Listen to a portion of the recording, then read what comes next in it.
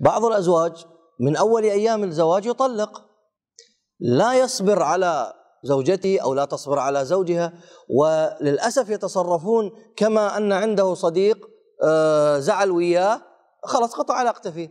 يا جماعة هذا زواج، هذا سماه الله عز وجل ميثاقا غليظا. هذه مي قضية عشرة يوم وليلة زعلت عليه خلاص كل واحد يروح لحاله، لا. ولذلك بل أن الله عز وجل حتى يوصي الرجال حتى لو وصل إلى مرحلة كره الزوجة لابد أن يصبر عليها، فإن كرهتموهن فعسى أن تكرهوا شيئا ويجعل الله فيه خيرا كثيرا. بل يوصينا ويوصيكم يا شباب، القرآن يقول والصلح خير. إذا الزوجين اختلفوا الصلح أفضل من الخصومة ومن الخلاف.